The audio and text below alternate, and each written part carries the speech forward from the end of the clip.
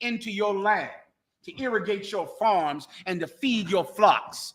Water and electricity, will be someone else's problem if you can behave yourself like a man that knows the end is near.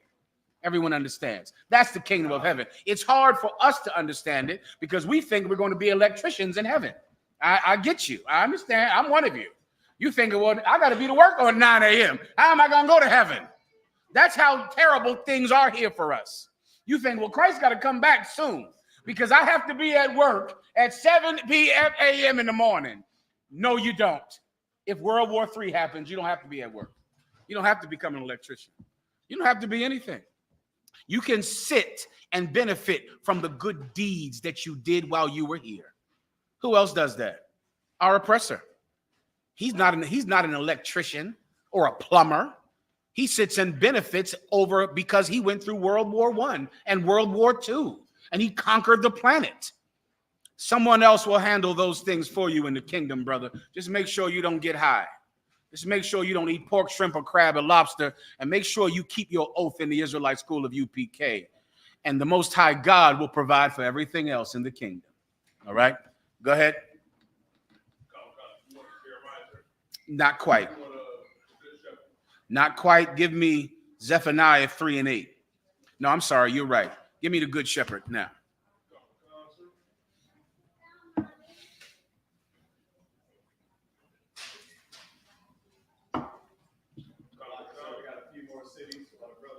You got it? Just got in Houston. Got Chicago. All right, Houston, Chicago.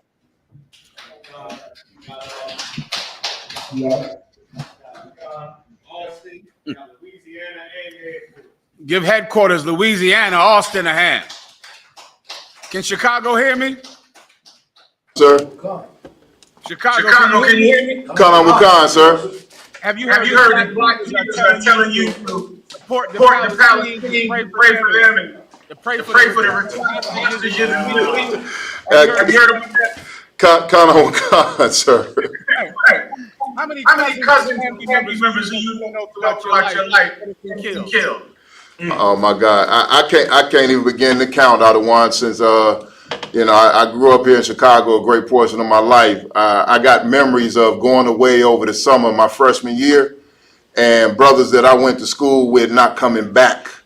14 years old, getting unalived over the summer, cases of mistaken identity and drive-by shootings and things like that. So I got cousins, like you said, who've been in the street and were unalived, best friends who didn't make it into their 20s.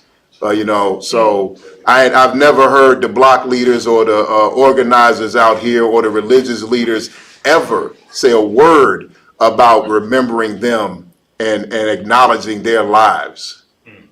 Well said. Well said. We have to pray for war in the Middle East. We have to pray for World War III. We need it. You understand? We need it. Things cannot continue the way they are. This peace is killing us. This peace is killing us. Please continue. John, chapter 10 and verse 11. I am the good shepherd. This is Jesus. These words are written in red. Jesus Christ said, I am the good shepherd. You know what a shepherd is, right? A shepherd is that man that watches over a flock of sheep. He has a big staff in his hand. He's in the mountains with these sheep. These sheep are in danger because they're in the mountains. There are bears and lions everywhere that want to eat his flock. But he's a good shepherd. He's a good shepherd. Continue. God, the good shepherd giveth his life for the sheep. What does the good shepherd do? Read that again. Giveth his life for the sheep. The good shepherd gave his life for the sheep. That's who we serve, Jesus Christ. That's who Commanding General Yohana serves, and which is why Commanding General Yohana has always been preparing us for World War III, because he follows Jesus Christ, and Jesus Christ is the good shepherd. The Bible also says that the good shepherd, when he sees that the wolf is coming, he protects the sheep from the wolf. Commanding General Yohana has always been trying to protect us from people that would influence us to be against World War III, because that's going to cause us to lose our lives. We have to encourage World War III. We have to want it to happen. We have to pray for it to happen because otherwise we lose our lives. Everyone understands. And I'm sure Louisiana, are you there? Come on, sir. Louisiana, what has life been like for you down there living in Louisiana? Nothing short of horrible, sir. I watched. I had a chance to be around the so-called mom and pop stores in the black community. I saw it all crumble under the crack epidemic, sir. So, you know, it was horrible. The crack epidemic. How could I forget, brother? Well said. I almost forgot about the crack epidemic. Can you imagine the people that have lived through the crack epidemic out on Facebook and TikTok praying for Palestine, praying that the hostages be let free? That's your concern? You are one of Elon Musk's robots. That's what you are. You're an Elon Musk robot. You're something that is made to serve someone else. God would have you be different. The Most High is Jesus Christ, and he's a good shepherd. He's going to protect us from the coming death. And there is death coming like you just can't believe, like you just cannot believe. I believe that's it, you die, unless you think there's more. Give me the other one I asked for. Let me give you the concept of what preachers like who is constantly trying to influence black people to stop World War III. Tavis Smiley, Jesse Jackson. Well, he don't really do much anymore. Lord be with him. What's the other cat's name? T.D. Jakes, Kamala Harris, Donald Trump. I'm missing one. Al Sharpton. Any preacher. They all, they don't want war in the Middle East. They want them to get along in the Middle East. They want them to come. They want a two-state solution so that they don't have to fight in the Middle East. But meanwhile, they expect blacks and Hispanics to stay second-class citizens forever. They never ask for a two-state solution for us. All I hear all day is that the Palestinians and the Israelis need a two-state solution. They need for the Israelis to have a land and for the Palestinians to have their own land so that they don't fight each other. Meanwhile, when have they ever said that blacks and Hispanics should get our own state, that we should be able to be separate? They want us to integrate. They want us to join our oppressor, but they want the Palestinians to get their own country. You are an Elon Musk robot. You're made to serve another man, but you don't have any concept of what benefits your own people. But Jesus Christ is a good shepherd. He's a good shepherd. He protects us. And he sent Commandant General Yohana to pray every day for World War III. Can you imagine how many years Commandant General Yohana has been praying for World War III? Before you were ever goddamn born. He's been praying for it, knowing that that was the only way that blacks and Hispanics could live. What do you have, brother? So now I'm going to read about your preacher, your reverend, or the person that you're going to vote for. This is what they think. Go ahead. Therefore he sent unto us in Babylon, saying. So this is when the Israelites were in slavery in Babylon, right? So these men came from Jerusalem, I believe, and they said this. Go ahead. This captivity is long. They said this captivity, this is a long captivity. You're going to be here a long time. Keep going. Build ye houses. Do what? Build ye houses. Because you're going to be here for so long, build a house. Build a house here. Keep going. And dwell in them. And live in that house. Go ahead. And plant gardens. And plant gardens. Go ahead. And eat the fruit of them. And eat the fruit of those gardens. Go ahead. Oh God, verse 29. And Zephaniah the priest read this letter. Now Zephaniah read the letter that came from the government of Israel at that time.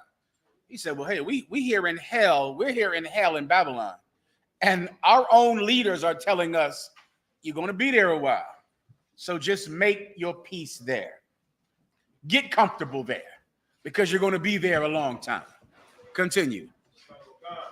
Zephaniah the priest read this letter in the ears of Jeremiah the prophet. So Zephaniah, who was a priest, a man from the tribe of Levi, the chosen people of God, he went and read this in the ears of the prophet of God, Jeremiah, at that time.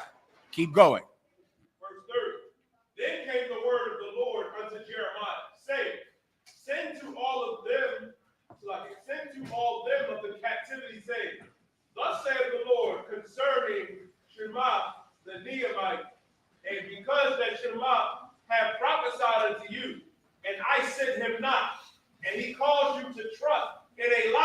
Meaning this prophet, this so-called prophet of God, he prophesied something that God did not say. God never wanted us to be comfortable here. He does not want that. That's what Martin Luther King wants. That's what your reverend wants. He wants you to think about yourself like you are an American, like you are a Mexican, like you are a Haitian, like you are a Guatemalan. He wants you to think that you are just, you're a Puerto Rican. That's who you are. You make your peace there. You get comfortable there. But God did not say that. That's not what the Most High God said. Keep going. Because that, verse 32, therefore thus saith the Lord, behold, I will punish Shalomah, the Neomite, and all his seed. He shall not have a man to dwell among this people. The Most High God, because he said it's going to be a long time, plant a garden, build a house, and live in it, the Most High cursed him from ever having children. He was never going to have children again, because you cannot put that mindset in a people that yearn to be free, a people that need freedom. So if we don't get World War III, what do we get? The next crack epidemic, the next HIV epidemic, the next gun violence epidemic. So then if this world is not going to come to an end, does this one keep going? It just continues like this forever? God didn't say that. We're all here, and we live here in America and in Mexico and Trinidad, and we live all over the world. But we live here like people yearning to go home. And that is what you have to do. You have to be in America, not like I'm an American citizen. I live here. I'll become a Christian because that's what Americans do. I'll go vote because that's what Americans do. I'll just do what everyone else does. Hey, when in Rome, do as the Romans do. You can't do that. You're going to have to behave like a person who is yearning to be free. A person that is yearning for your own land. Please, Marah. Sir, if I may, that is a perfect example when that damn crazy sovereign, I'm a sovereign citizen.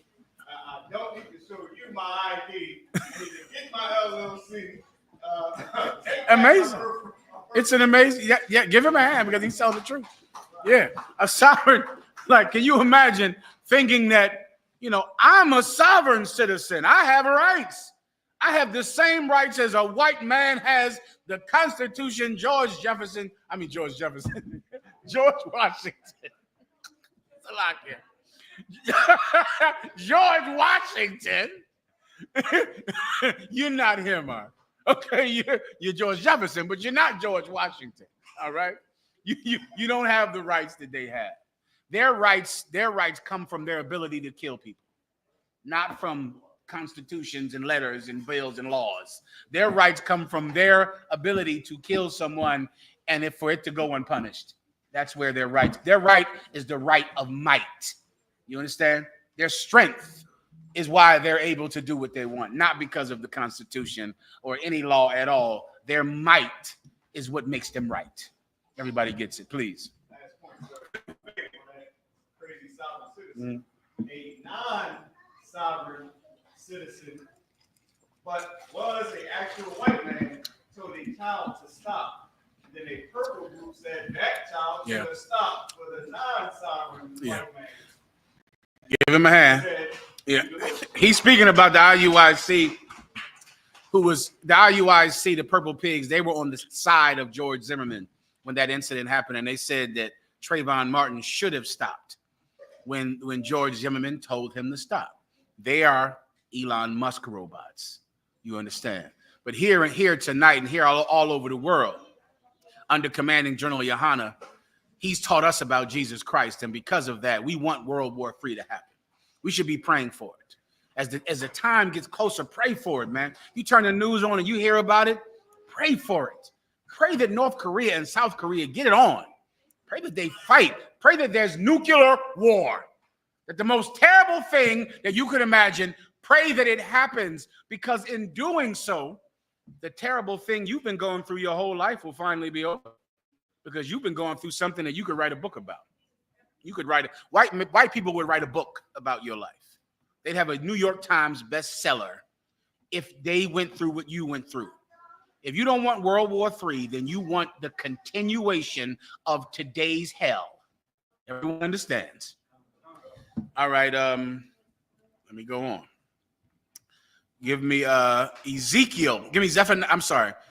Isaiah 54:16. Well, thumb me out. Please see me one more time.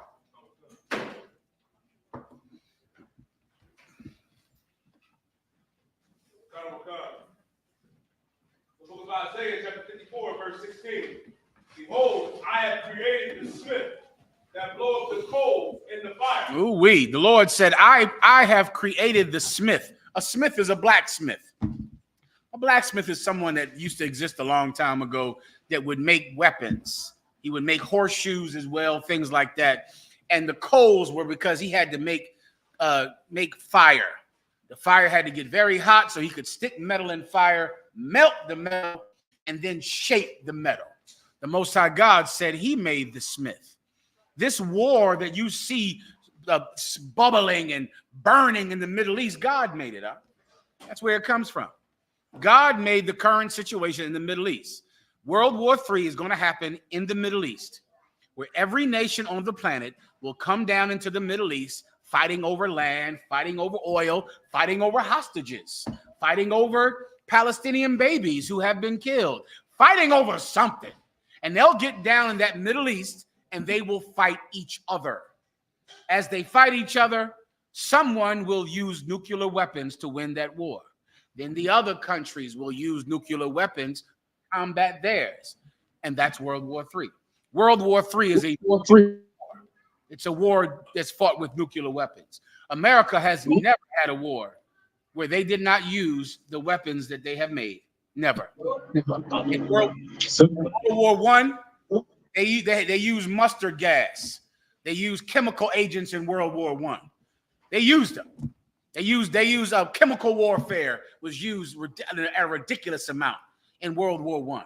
In World War II, what did they use in World War II? The hydrogen bomb and the atom bomb on Hiroshima and Nagasaki. They dropped those. Listen, they dropped hydrogen bombs when the war was won. Do you understand?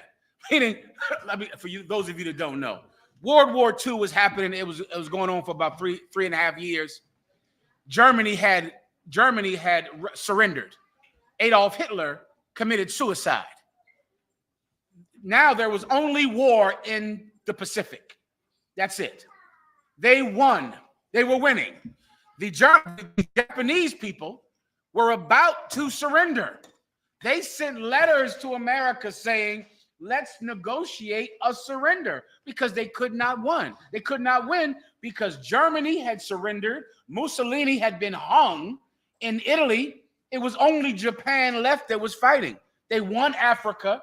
Japan was alone fighting all the allied powers of America. Japan, the Emperor of Japan, sent letters to America saying, let's sue for peace, which is an old way of saying, let's negotiate peace. America read the letter under Truman, President Truman, read the letter and said, well, we've been working on this bomb for about 2 years, though. We got it about right, and we're not going to know if it works unless we use it. And then they also said, we have the Russians who are our allies. Russia and America were allies during World War II. We have to show the Russians that they better not step up at the end of this and try to take land. They were working on it. They had it. They had to do it just to know that it worked and to scare any other possible future enemies. They dropped a bomb on Hiroshima, I believe, first. Was it Nagasaki? Hiroshima first. Alexa, how many people were killed at Hiroshima? According to an Alexa Answers contributor, approximately 66,000 died in Hiroshima and 39,000 died in Nagasaki. Let me tell you, they dropped Nagasaki was first. Nagasaki was a fishing village. No, Nagasaki was a fishing village. They dropped it on Nagasaki, 39,000 people died. Japan said, all right, you win. They dropped the other bomb anyway, even after Japan quit. they still dropped the bomb and killed double the amount of people. Are you telling me that America has nuclear weapons and they're never going to use them? I don't see that. That's not their record. When they make a weapon, they use it. America has a cache of nuclear weapons. I think they have maybe 10 times the nuclear weapons that Russia has. They're going to use those nuclear weapons on Russia. They're going to do it.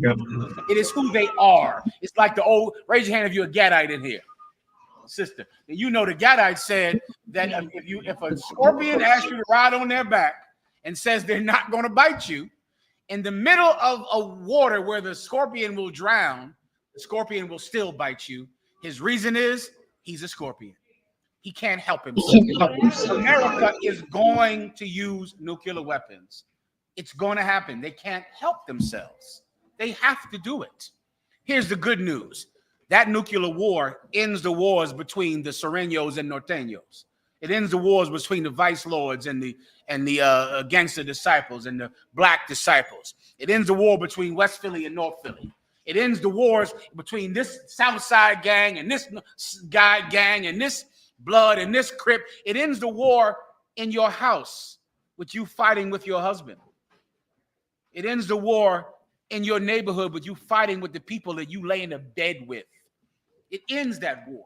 We now will all have peace because of nuclear war. Everyone understands. Mirage. Salaki, General. Go ahead, warrior. Shalom, General. It's wild, General. Good to hear from you. What can I do for you? Colonel Khan, sir, if I could, sir, I have three scriptures, if I could, General. Please. This is the book of Exodus, chapter 2, verse 23. And it came to pass in the process of time that the king of Egypt died, and the children of Israel sighed by reason of bondage. And they cried, and their cry came up unto the power by reason of the bondage. Verse 24. And the power heard their groaning, and the power remembered his covenant with Abraham, Isaac, and with Jacob. Verse 25. And the power looked upon the children of Israel, and the power had respect unto them. Salaki, sir. Give him a hand. That's a hell of a precept. I'm sorry, go ahead, Mara. We also got Honduras in the building. Give Honduras a hand. Honduras, are you there? Can Honduras hear me? Honduras, you got on mute. You got it, Honduras. You want to say something, let me know. ¿Cómo te puedo ayudar? Also, too, in the zone, they got a question. Just unmute when y'all ready. Be respectful to the general, but unmute whenever y'all got a question. I appreciate you, boy. Let me keep going, all right? Where was I at next? Am I missing something? We had just ended off with Hiroshima and Nagasaki. Okay, solid. You know about all of that. That's proof that they're going to use their weapons. They used them back then. They used them in World War II.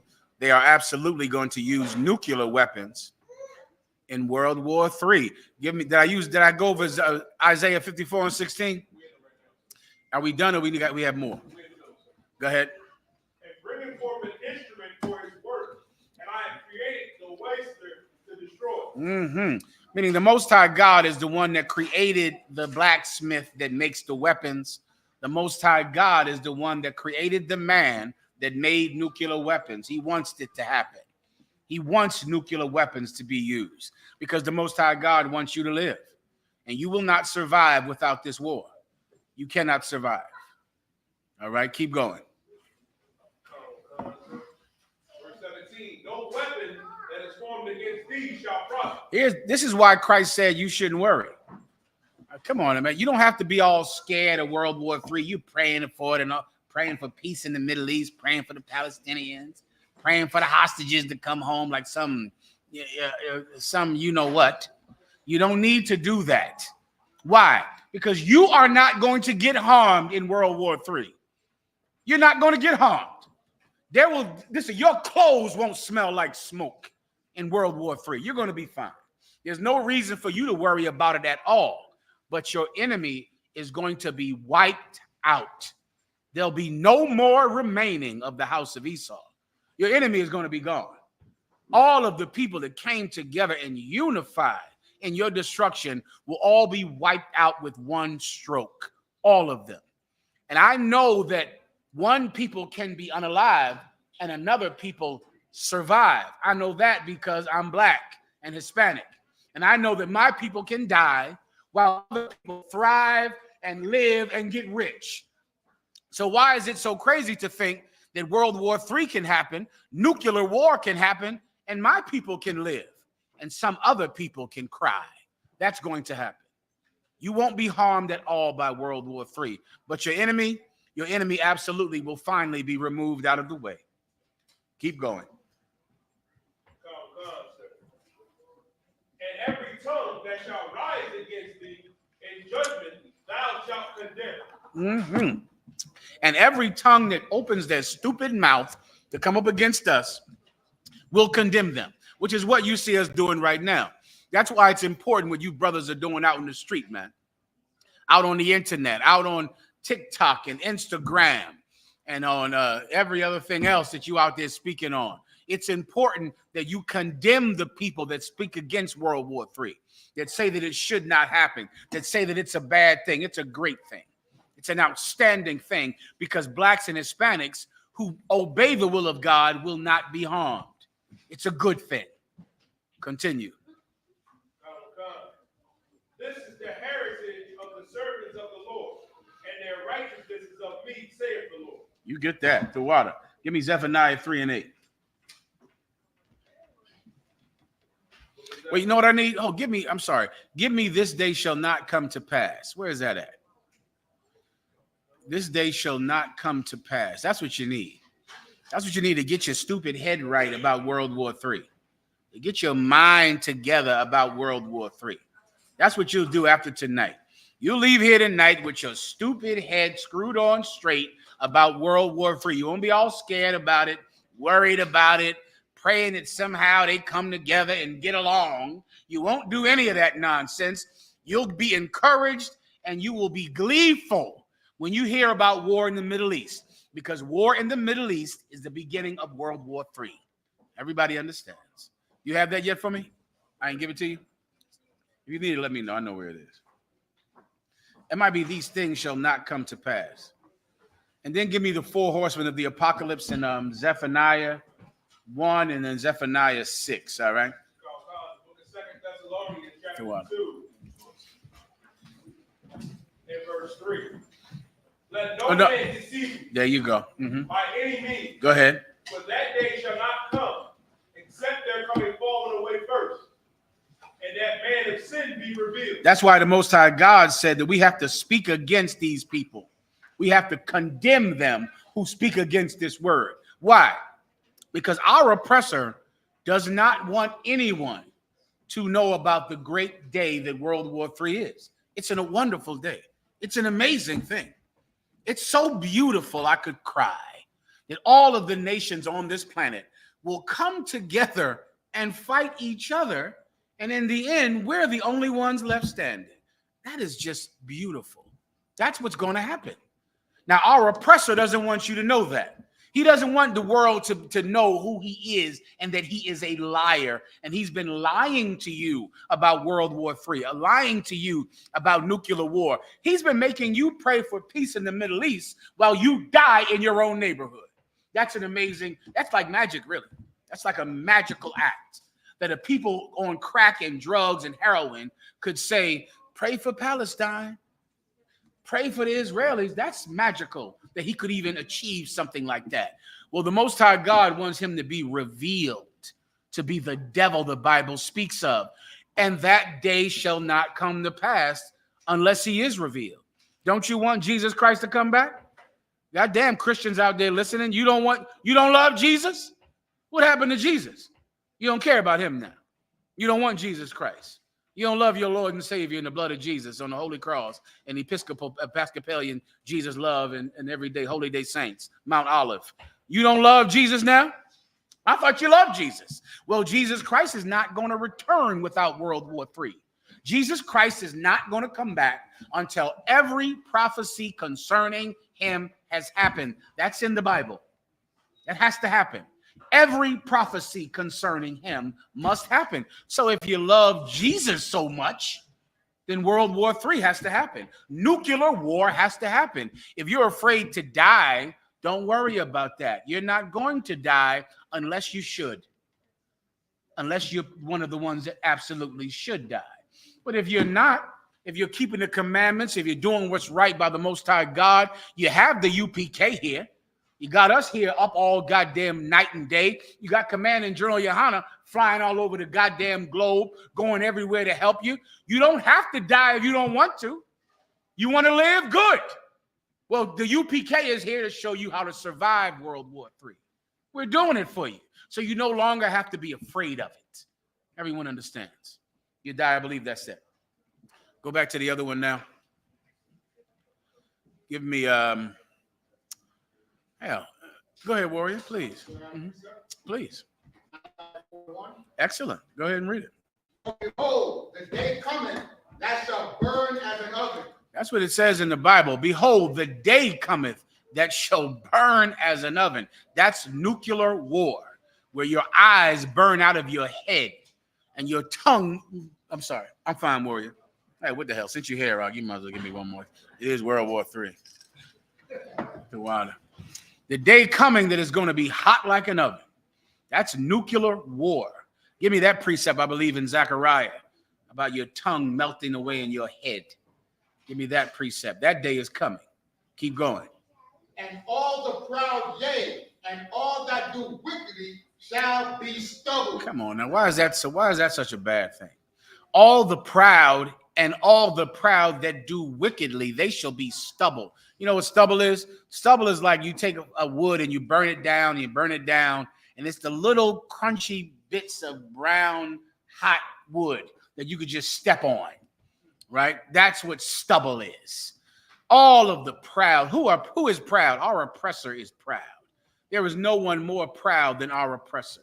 He's going to become firewood soon. He'll be gone. He'll be gone. There'll be no more of him. No more liars. No more thieves. No more molesters. No more of the people that hurt. Oh, Lord. I just said that word. I should have said it. You better come over here real fast. You die for this. One of y'all. I'm still up, but I got to stop. They gave me a warning. All right. No more people that abuse children. They're firewood. Your preacher is firewood. Your preacher is kindling. That's what's going to happen to him. It's going to be time to feed the worms shortly. Shortly. Any more? I'll get you, sis. Go ahead. And the day that cometh shall burn them up, saith the Lord Yahweh. Come on. Don't you know that's why the world is such a bad place? Everyone knows we live in a bad world, right? I think even our oppressor, other nations know that this world is an evil place, right? Am I correct about that, Marah? Wouldn't you say that it is universally believed that this world is a cold and bad place? All fake Israelites believe that. The UPK believes that. All Christians, Muslims believe that. Am I right or wrong, y'all? Tell me. Marah. Go ahead. It's a kids movie called The Lowriders. At the end of the movie, it says, if you don't change, then you can't help somebody else. You got to change first. I'm like, hey. Yeah, but they know. Listen, every race knows that this world is a terrible place. Now, this precept just answered a question for you, and World War III will solve the problem for you. Why is the world such a terrible place? I'll give everyone a shot to ask it while I drink more of this good scotch.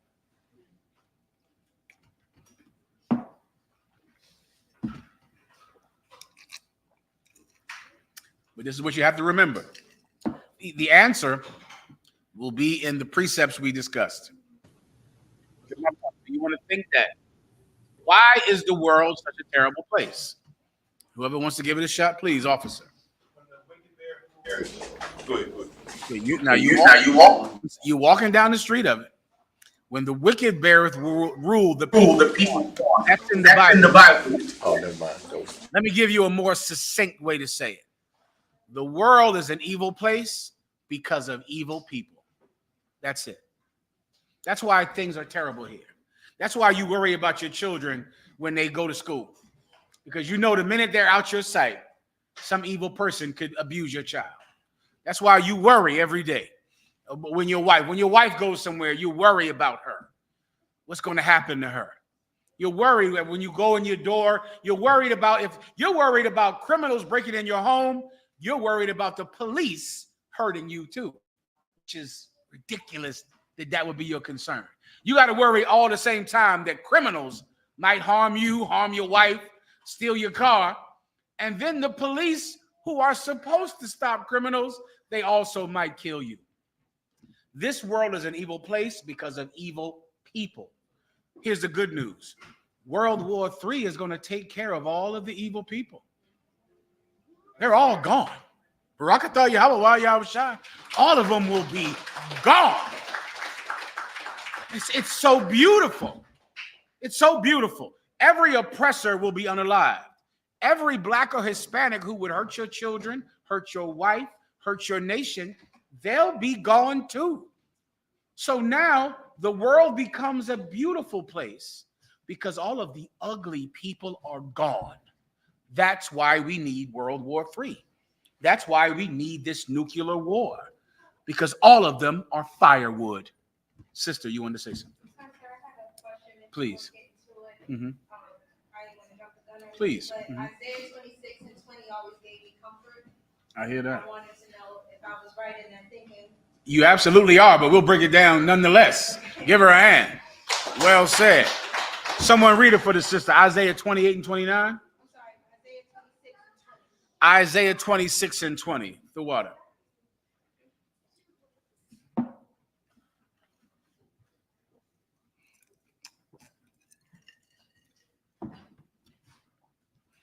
This is the book of Isaiah, chapter 26 and verse 20. Come, my people, enter thou into thy chambers. Forget about it. Let me give everyone some context, right? Let me try to. This is also, where is this at? In Ezra, Yediah? When the war happens, they're fighting each other. In the middle of the fight, Jesus Christ returns. We'll get that next, all right? Let me just try to explain to you the prophecy for World War III, right? There's going to be war, nations fighting each other like they're doing right now. But then something will happen that makes everyone come into the Middle East to fight there. That's what you see happening right now. When those hostages were taken by Hezbollah, it caused America to send ships over to the Middle East. All of America's allies had to come to the Middle East. And then all of the allies of the Palestinians, which is Hezbollah. Who are the allies of Hezbollah? Hezbollah is a terrorist organization that controls that area of Palestine, right? But they have allies. Their allies are Iran, which is a major country, right? Iran, they're the allies of the Palestinians. Who are Iran's allies? Russia is Iran's ally. China is Iran's ally. So because of these hostages being taken, all of these different countries had to come into this land to defend each other, to back each other up. You get my point? If you've been in a fight before, you know, if your friend fights somebody, what has to happen? Now my cousin is in a fight. So what does that mean? Now here I come down to fight because my cousin is in a fight. And because I'm in a fight, now here comes my friends. That's how countries work, the same way. America is fighting, which means here comes Great Britain. Here comes America. Here comes Germany. Russia is fighting, which means here comes China. Here comes Iran. They all have allies. They all come into this land to defend their friends. Everyone understands, right? Now, when that happens, and that is happening now, what I just described, when I was young in the truth, this had not happened. I was talking about this like a future event. What I just described is happening now, tonight. We're going to tell you how every nation is down there in the Middle East to back up their friend, to help their ally. But this is what's going to happen next. In the middle of this, they're going to start to shoot each other. As they shoot each other, one of those countries who has nuclear weapons will use those nuclear weapons to win that fight. Who has nuclear weapons? America, Great Britain, Germany, India. They have nuclear weapons on this side. On the other side, the side of Russia, Russia, North Korea, South Korea, and Pakistan. They have nuclear weapons. I'm sorry, and the country of Israel has nuclear weapons. Please. China also has nuclear weapons. One of those countries, once one uses them, the other one uses them, the other one uses them, the other one uses them. Do you understand? And then now there's nuclear war. Now, right before those nuclear weapons are used, this is what's going to happen. So now you get my point? So this is right before, right when there's going to be so much death that whoever is breathing is going to die. You understand? This is what will happen. Now you go ahead and read. Whoever had it, please read it for her. Mm-hmm. No, the one that she asked for earlier. Mm-hmm. Book of Isaiah, chapter 26, verse 20. Come, my people, enter thou into thy chamber. Come, my people, enter thou into thy chamber. The Most High God is going to send the chariots to receive his elect. The people who have worked hard to survive the coming death.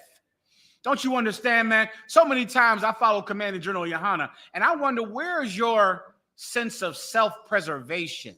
You don't have any of that? You don't have just a sense of, well, I have to do this to survive. Well, you have to come into the UPK to survive, to just live.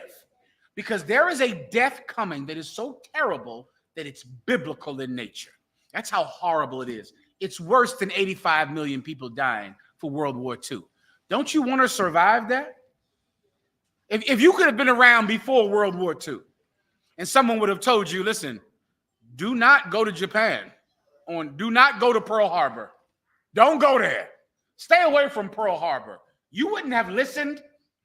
Well, that is you right now today if you don't follow Commander General Yohana. Because we're here right now like they were back in 1943 before December 6th, when he's saying, you should avoid Hawaii now.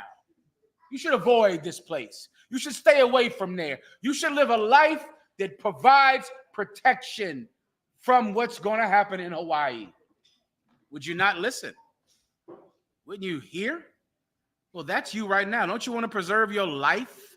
There is death coming that is so extreme, there will be no way to not die unless you are saved, preserved, and protected in a chamber sent by God. The Most High God is going to send his chariots right before the nuclear war. His chariots are coming. That's when you're going to hear the trumpets roar, and the angels of God will be here to protect you. And then now the elect of God will be taken up into these chariots.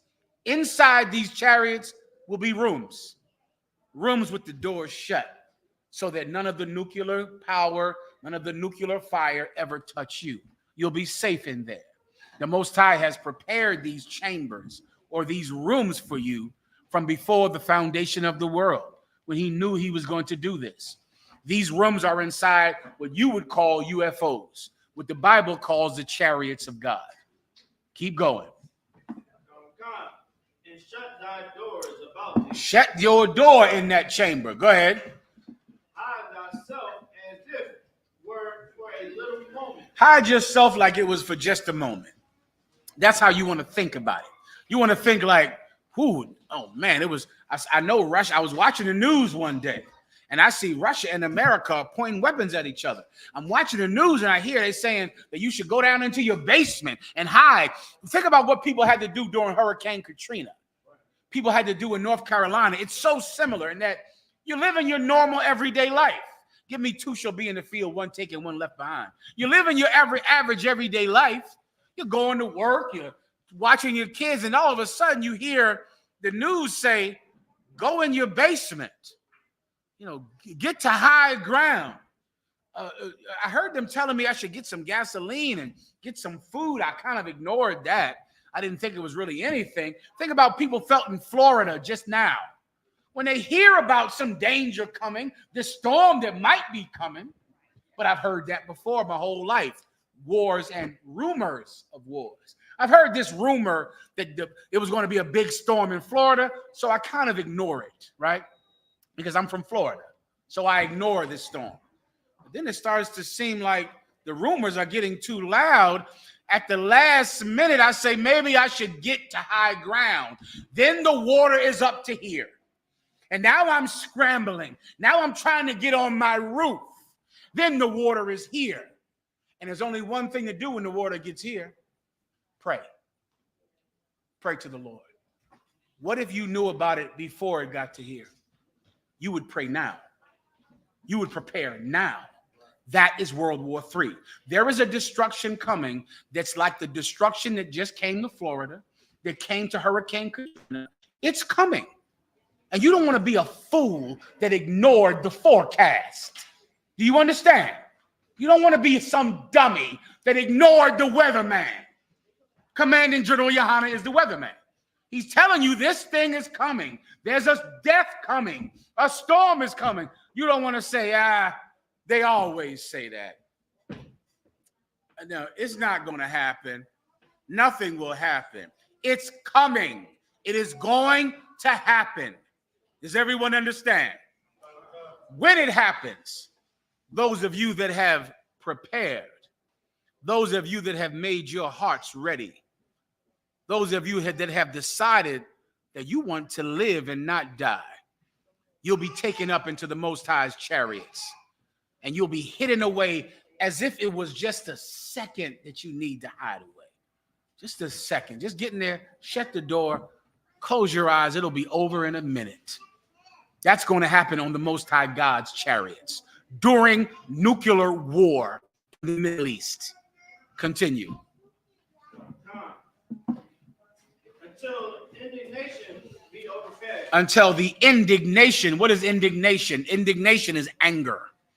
Until the anger passes, hide in these chariots.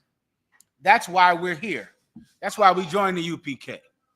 We joined the UPK for the same reason that people in Florida should have watched the weather report. People in North Carolina should have watched the weather report, because we want to live. And we know that a death is coming because the weatherman has told us. He's given us the forecast. Who wants to break that word down to me before I ask Alexa? What does forecast mean? Forehead, forethought. What does forecast mean, officer? To see ahead. Someone is saying, if you live in North Carolina, get to high ground. Leave now. Get out of North Carolina. Get out of Florida. If you live in Tampa Bay, leave now. Leave 3 weeks ago. Don't ignore the forecast, the thing that is telling you what is going to happen before it happens. Don't ignore that. You want to die? That's what you would have to be to ignore World War III. You're going to die. We're here so that you don't die. Commander General Yohana is here giving you the forecast. Does everyone understand? Keep going. Whoever was reading, keep going. Finish this. You done? Solid. Give me the other one I asked for. Go ahead. Please. Please. Is the day of the Lord the same as World War III? No, the day of the Lord is not World War III. World War III is a prophecy that must come to pass for the day of the Lord to come to pass. World War III is the final prophecy before the chariots return.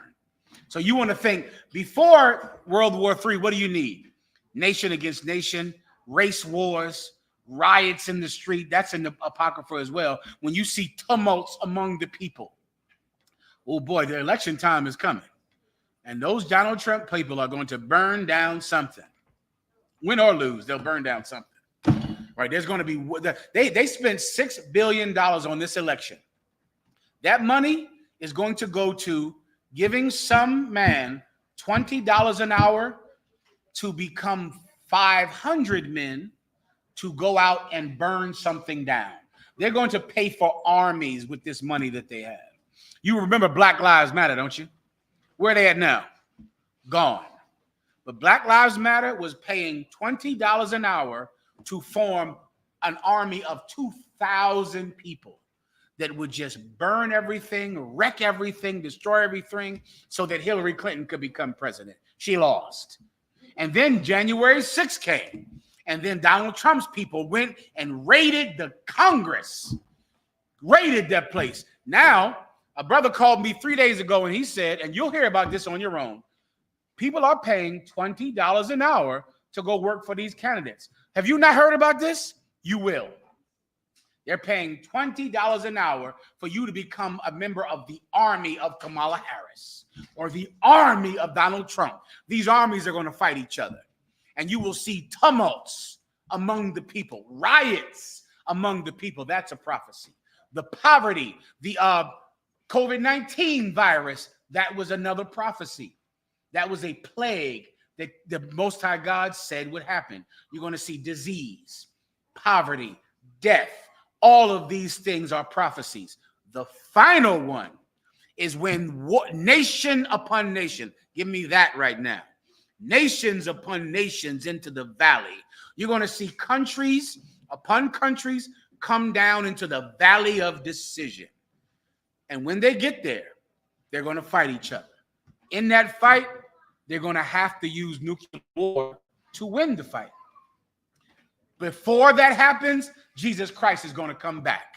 The chariots will be in the sky and the trumpets will war.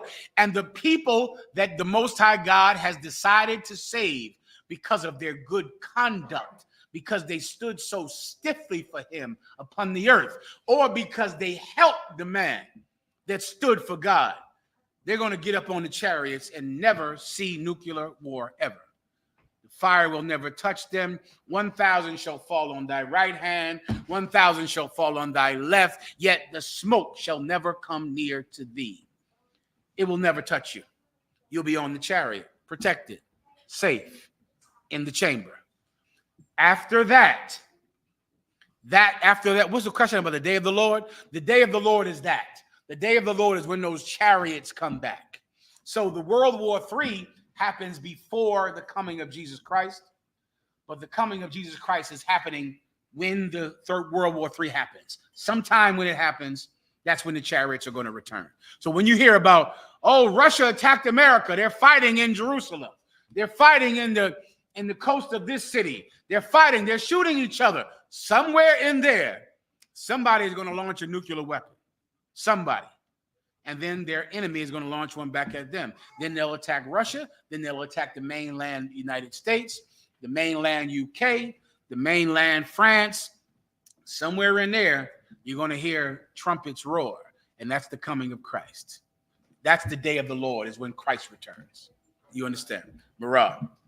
So we had a question from headquarters. Mm-hmm. From Officer Hazaha, he said, what scripture best says we get peace when the nations go to war? Oh, there's so many of those, and they're good ones too. Bear with me 1 second. The tip of my tongue. We get peace when the nations go to war. Let me think about it for 1 second, Knock. I'll give it to you. Let me try to get these precepts that General Hazayan gave me real fast, but it's the perfect one is right on the tip of my tongue. Let me just think of the perfect one for 1 second, all right? Stand by, I'll give it to you, all right? Ooh, it's right there. It's coming. Stand by, brother, all right? Headquarters, all right? Let me wrap up these precepts the Haas gave me, all right? If I may, one. Go ahead, warrior. I got that precept you had asked for in 2nd Esdras. Go ahead, please. It's the book of 2nd Esdras, chapter 13, verse 29. Behold, the days come when the Most High will begin to deliver them that are upon the earth. Mm-hmm. Verse 30. And he shall come to the astonishment of them that dwell the earth. That's an excellent precept. Stand by. The days are coming when the Most High shall deliver them that dwell upon the earth. Here, that's us. We live on this earth. We're here on this ground, suffering on this ground every day. No one cares about you. No one wants to fight a war for you. No one gives a damn about you at all. Our oppressor fought the Civil War and then made you a double slave in the North at the end of the Civil War. If you're living in New York, Philadelphia, and Chicago, they went to war so that you could live in North Philly, so that you could be right here. So you can live in Washington, D.C. So you can live in Detroit. So you can live in Chicago. They fought a war over that. That's why they went to war. So that you could stop being the slave in the South and begin to be the slave in the North. No one cares about you but the Lord our God. He cares about you because he cared about your forefathers, Abraham, Isaac, and Jacob. And the Most High God is going to do what? Read that again. Verse 30. And he shall come to the astonishment of them that dwelt on the earth. And we're going to be astonished. What does the word astonished mean? Amazed, shocked. Like our salvation that's coming is shocking. What did you think you'd be saved by? Kamala Harris?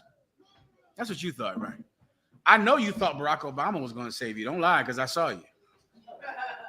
I know you thought that. I know. I saw you crying. I saw you. I was in the truth. You were in the world, and I saw you crying. I saw you say Barack Obama became president. You just knew he was going to get rid of your credit card debt, didn't you? You thought he was going to end your student loans, didn't you? You thought he was going to get rid of your credit card. You thought rent was going to be free, didn't you? When Barack Obama became president. You died. Tell the truth on yourself.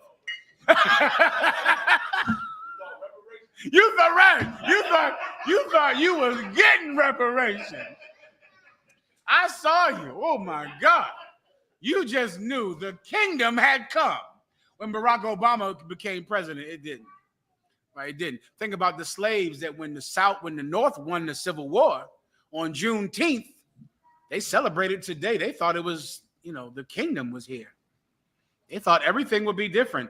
Then they moved to Chicago after the Civil War. They moved to Brooklyn and New York and Harlem at the end of the Civil War. They moved to North Philly, Detroit at the end of the Civil War. Right? You've always thought that there was some other path to salvation when there is none but World War III, but the coming of the Lord. There is no other way to end this. You would like it to be. I know. You think a promotion on your job changes your life. I know you do. Who thought that a college degree would change their life? Then you think that was just going to be like, man, once I get this college degree, there will be no pain and no suffering. Come to find out. Then you heard about some bitch named Sally Mae. Have you heard of her? She's a terrible bitch. Sally Mae is a dirty, low down bitch. She's horrible. You'll hear of her, and then you'll see, what did I even go to school for? What was the point of any of this at all? Well, there is only one path to real salvation, and that is the day of the Lord. The day of the Lord does not happen without World War III. Everyone understands. Am I missing something? Where am I at right here? Please. 3 more verses, sir. Let me let the brother get it on. All right, Levi, you got it. Go ahead. And one shall undertake to fight against another. One shall undertake to fight against another, one city. Go ahead. Against another, one place against another, one people against another, and one realm against another. That's what has to happen. I mean, a college degree, getting a good job, a promotion, they're band-aids to the sickness. They help a little. You get a better job, that's better than no job. You get a car, that's better than the bus. These things help, but they will never fix your problem. To fix your problem, you need a change in status. Status changes when your people change. When now you're not on the bottom anymore, you're on the top. That can only happen through war. War is the only way that people change status. I'm not making this up. This is history. When do a people go from being on the bottom to being on the top? War. And there is no other way to do it. There has never been another way to do it, and that will not change. People change status because of war. World War III will change your status. It will change. It will make the people on the bottom will now go to the top, and the people on the top will go to the bottom. That's what's going to happen. Now your children are upper class children. Your children aren't niggers and spicks anymore. They're the upper class of society. That's who your children are now because of war. Keep going, Levi. Verse 32. And the time shall be when these things shall come to pass, and the sign shall happen which I shewed thee before, and then shall my son be declared. Let me tell you, that's going to happen. France and England and Saudi Arabia and the United Arab Emirates and Kuwait, they all coming down to the valley of decision. Give me that next, after Levi. They come in there, they fight each other, they use the weapons they have at their disposal. Christ returns. Read that again. And then shall my son be declared. Christ comes back. Christ comes back in the middle of that war. The Bible says that when they're fighting each other and the chariots of God appear in the sky, they stop fighting each other and they turn their weapons on the angels of God. Give me that after this. That's going to happen. If you ever wanted all nations to come together, all nations will come together to fight Jesus Christ. That's going to happen. They're fighting each other right now. But one day, give me, if you could, someone else hold that. Now give me Ronald Reagan saying this at the UN. You know what I want, right? Ronald Reagan said this in the 80s. Ronald Reagan said, wouldn't our differences among each other be small if an enemy from another world came? Wouldn't we stop fighting each other and be unified? Ronald Reagan was telling the truth during the nuclear age, during the time when Russia and America were in the middle of the Cold War.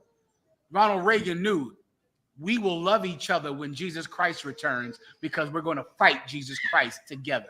Russia and America are going to become allies to fight Jesus Christ. That's in the Bible, and Ronald Reagan said it.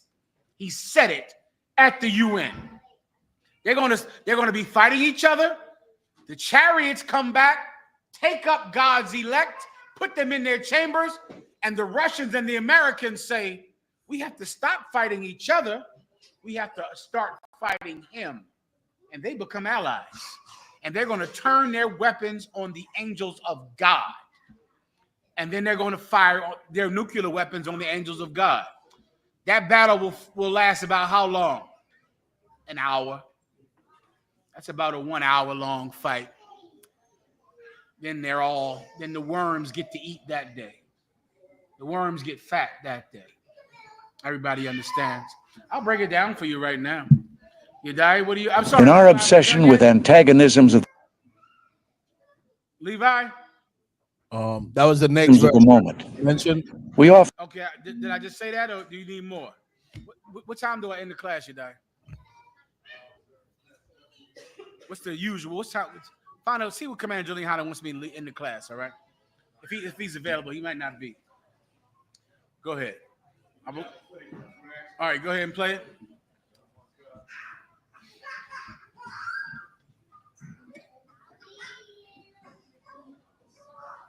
often forget how much unites all the members of humanity. The ones I just described. Let me get those and then I'll end it, all right?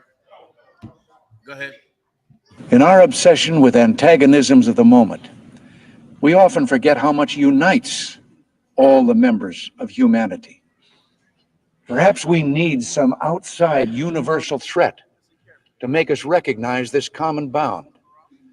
I occasionally think how quickly our differences, in our obsession with antagonisms of the moment, we often forget how much unites. Someone read the precept while we're waiting. Mirage, just start playing it. I'll stop when you read it. Go ahead, Up. Yes. You got a mic? Do you need a microphone? You die? You good to go? Go ahead. Joel 3 and 14. Multitudes in the valley of decision. What does 13 say? Put ye in the sickle, for the harvest is ripe. That's an old school Commander General precept. He used to always say that. Put ye in the sickle, for the harvest is ripe.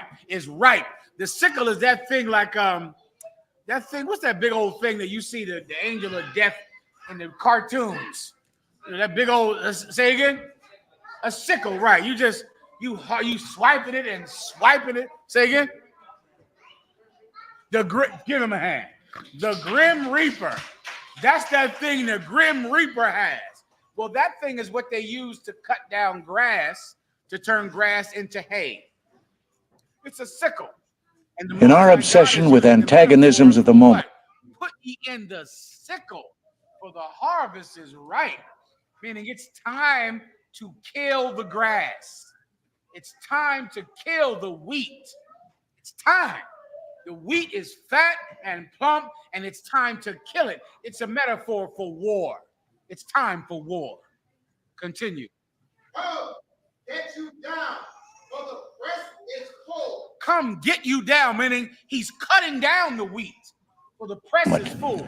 we often forget how much unites all the members of humanity. Perhaps we need some outside universal threat. I believe, all right?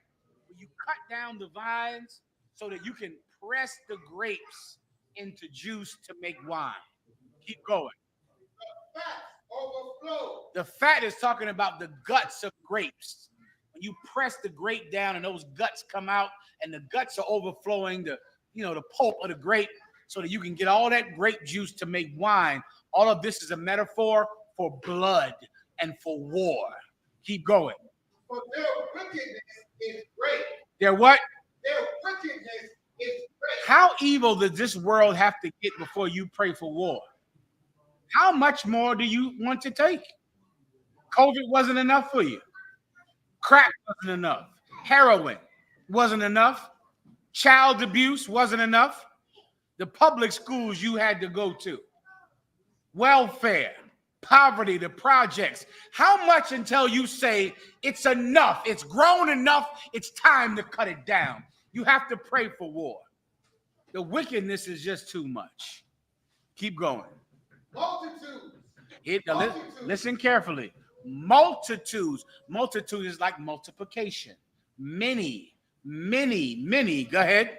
In the valley of decision. Many in the valley of decision. A valley is like, imagine two mountains right here. And a valley is the land in between two mountains, right? What is that valley? The valley of decision is Israel. Israel, the land of Israel. That's the valley of decision. Multitudes, many countries come into this valley. Come into this valley. In our obsession with antagonism, The Fertile Crescent or Mesopotamia, all of that is Israel. It's that flat land that is fertile, the land fed by those four rivers, the land of Israel. Multitudes, many countries come into the valley of what? Decision. Why is it called the Valley of Decision? Because in that land is where the next ruler of the planet Earth will be decided. In the Valley of Decision. Barakatah Yahweh Yahushua. That's where it's decided. Or you can just, fight off the next epidemic of crack or heroin or child abuse. If you like things the way they are, keep doing it. I'm not stopping you. That's up to you. Me, myself, I'd prefer a new king, a new ruler. Come on now.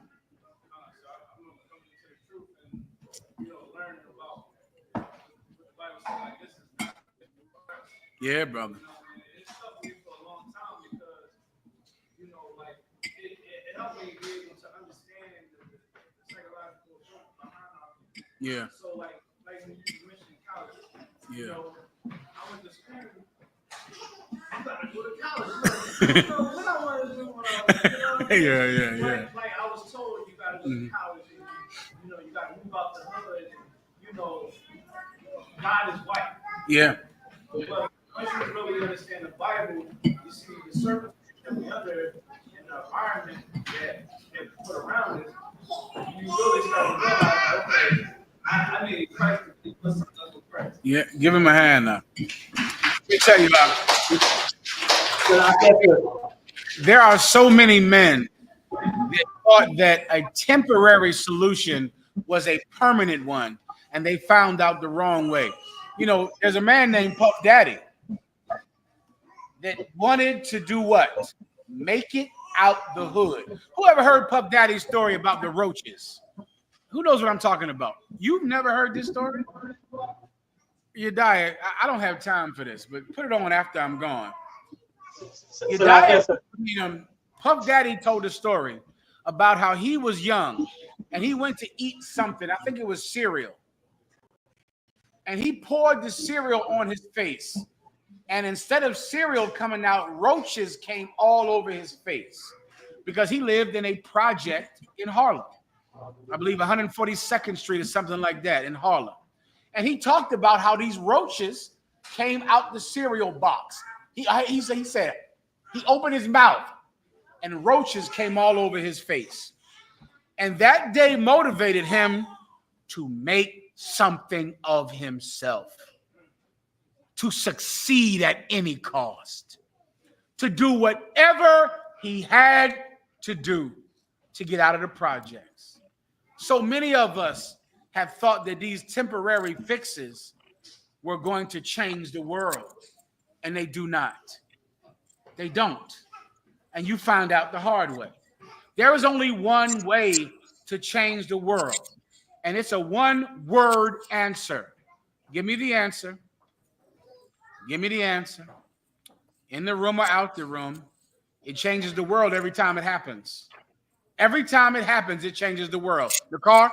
The car? Give him a hand. War is the only thing that changes the world. At World War I, Germany was in charge. They weren't after World War I. World War II, who was in charge? Great Britain was in charge. Who'd you have on the? You had Queen Elizabeth and her father, King George. And before that, you had Queen Anne and Queen Victoria. Great Britain was in charge of the world. Then World War II happened. Then America was in charge after World War II. Now World War III is coming. There's going to be a new ruler after World War III. That new ruler will be blacks and Hispanics. A new heaven and a new hell. A new earth and a new heaven. Kingdoms will change the way they always change. War. World War III is the only thing that can help us. Everyone understands.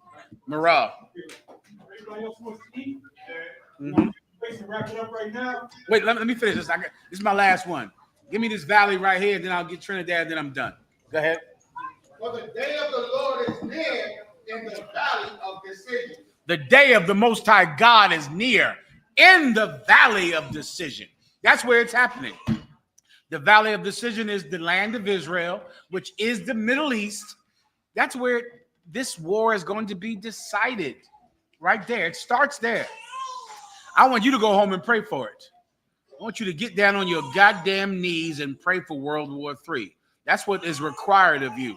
Or else you'll get the alternative, and then you can send those daughters of yours to school and assume they won't get pregnant when they're 13. You can assume that. Just like my mother assumed that she was wrong. Do you understand? She was wrong. You can assume that the death that happens to you won't happen to them. You will be wrong. You have to pray for war. It is the most important thing in life. It is how nations change positions on the earth. It's how the loser becomes the winner and the winner becomes the loser. Nations into the valley of decision. Any more? For water, what was the last thing I just said I wanted to go over?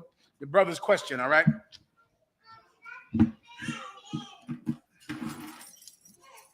Trinidad, you got it.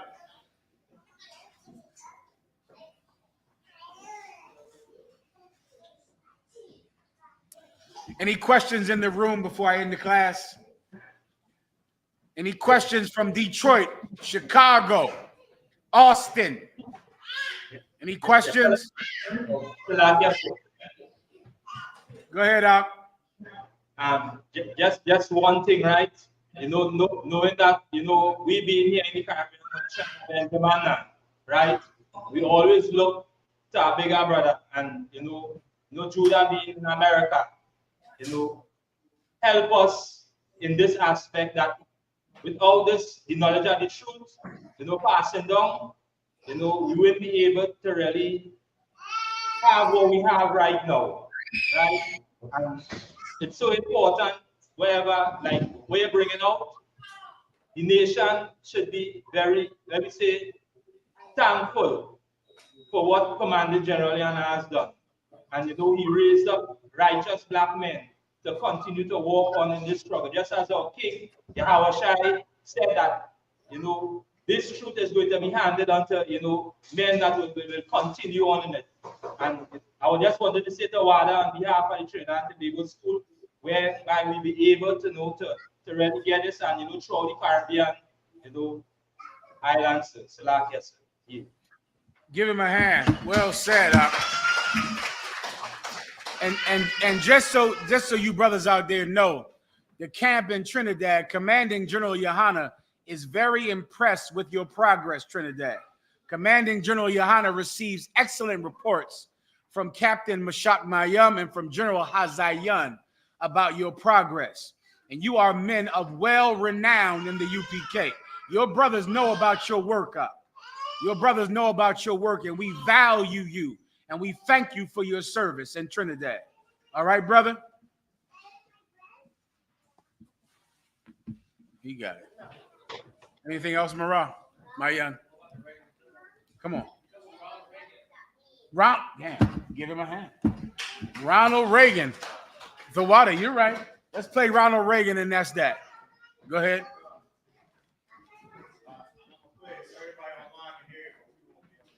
No problem. Okay. Wait, we can't hear it, but they'll hear it online. Okay. Do you think? Go ahead. In our obsession with antagonisms of the moment, we often forget how much unites all the members of humanity. Perhaps we need some outside universal threat to make us recognize this common bound. I occasionally think how quickly our differences worldwide would vanish if we were facing an alien threat from outside this world. And yet, I ask you, is not an alien force already among us? What could be more alien to the universal aspirations of our peoples than war and the threat of war? After that, we'll play it for everyone in here, and then that's that, all right?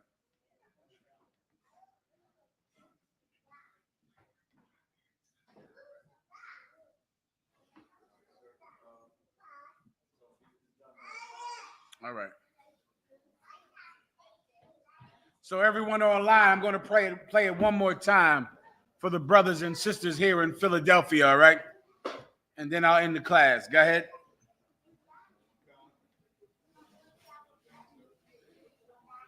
What about these callers? I forgot about the damn callers. Oh, the cities. Okay, Throughout. I'll get it from you 1 second. Throughout. I appreciate you. Of the moment, we often forget how much unites all the members of humanity. Perhaps we need some outside universal threat to make us recognize this common bound. I occasionally think how quickly. Say your name, Warrior. A War in your rib. What's your rib's name? A War and Rakaya made the food tonight. Husband and wife, outstanding. Come on. Officer Quatazar Karab. Give him a hand. Well done, huh? Officer Aitanya. Give him a hand. I heard the food was delicious. I will find out in about 10 minutes. I'm going to eat it in the car. Right? I'll find out in 10 minutes. In the car, I'll be eating this food. I appreciate you, Thawada, for your service. We'll get it out. And for all of you all over the country, all over the world that came together tonight to pray for World War III in Trinidad, Detroit, Austin, all the camps of the Israelite School of UPK all over the world, and for the brothers and sisters that provided the food in those rooms.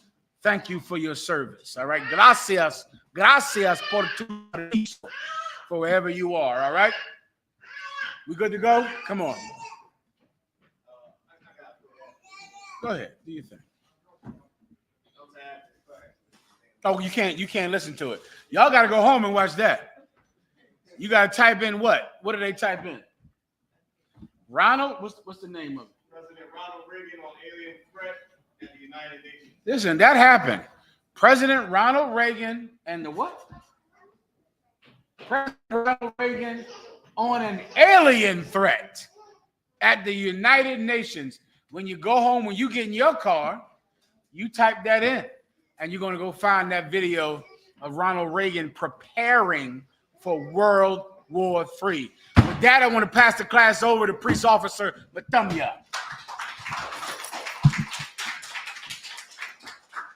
Come on, Charlotte.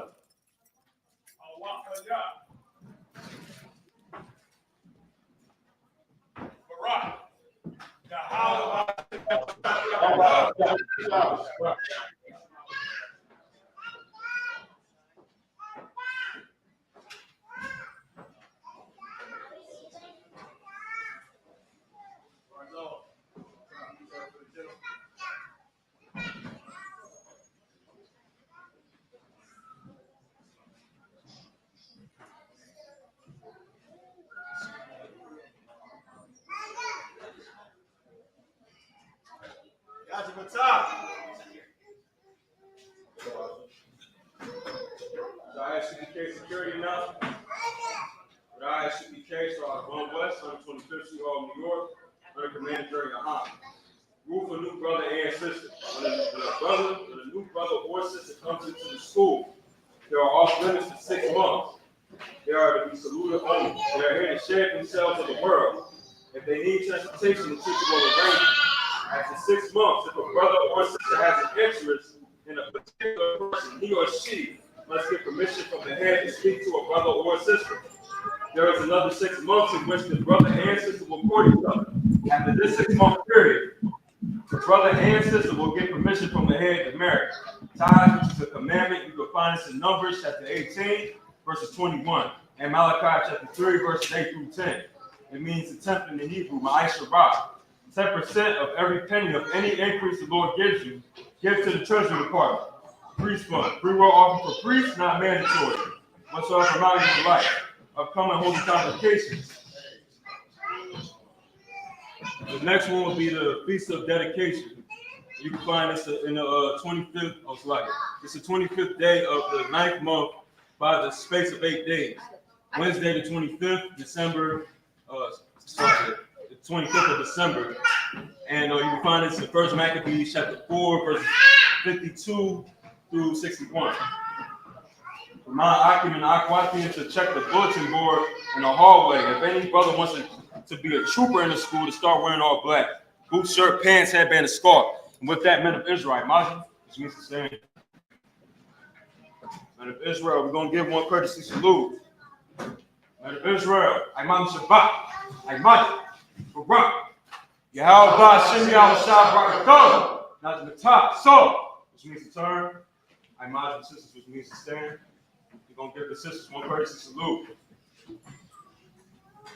And if you don't know, sisters, your Imam Shabbat is going to be your head over the other like so, head bow, feet at a 45-degree angle. All right? Men of Israel, we're going to give the sisters one courtesy salute.